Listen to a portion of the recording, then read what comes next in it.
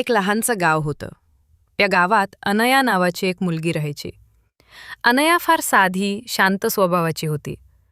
पण तिच्या आयुष्यातली सगळ्यात मोठी शक्ती होती स्वामी समर्थ यांचा तिचा अढळ विश्वास. दररोज सकाळी उठून ती स्वामींचा जप करायची, मनापासून प्रार्थना करायची. तिला खात्री होती की स्वामी आहेत म्हणजे सगळं नीट होणारच. पण घरातली परिस्थिती तशी नव्हती. अनयाचे वडील अनेक वर्षांपासून अडचणीत होते.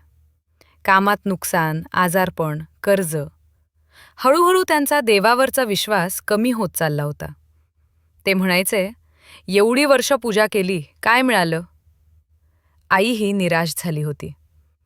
घरात सतत तणाव, चिंता असायची.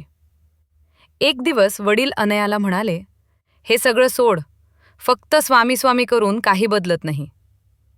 अनयाच्या डोळ्यात पाणी आलं, पण तिने काहीच वाद केला नाही.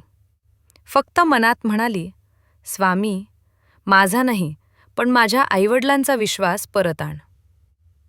काही दिवसांनी वडिलांची तब्येत खूप बिघडली. डॉक्टरांनी हात टेकले. सगळे घाबरले. अनया रात्रभर स्वामींसमोर बसून रडत होती. जप करत होती. तिची एकच प्रार्थना, माझ्या विश्वासाची लाज राखा स्वामी. दुसऱ्या दिवशी अचानक परिस्थिती बदलली. नवीन डॉक्टर आले, योग्य उपचार सुरू झाले आणि वडिलांची तब्येत हळूहळू सुधारू लागली. थोड्याच दिवसात त्यांना नवीन कामाची संधीही मिळाली. एक संध्याकाळी वडील स्वतः स्वामींसमोर बसले. डोळ्यातून अश्रू वाहत होते.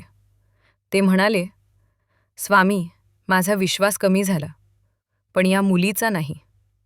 आणि तुम्ही तिच्या विश्वासाला न्याय दिलात. त्या दिवसानंतर घरात पुन्हा शांतता आली. अनयाने एक गोष्ट शिकली, विश्वास मोठ्याने बोलत नाही, तो शांतपणे परीक्षा देतो आणि वेळ आली की उत्तर स्वतः देतो. स्वामी समर्थ म्हणतात, जो माझ्यावर पूर्ण विश्वास ठेवतो त्याची मी कधीही पाठ सोडत नाही. जय श्री स्वामी समर्थ. अशा मोटिवेशनल स्टोरींसाठी आमच्या चॅनलला नक्की सबस्क्राईब करा आणि पुढे शेअर करून सर्वांना मोटिवेशन द्या. धन्यवाद.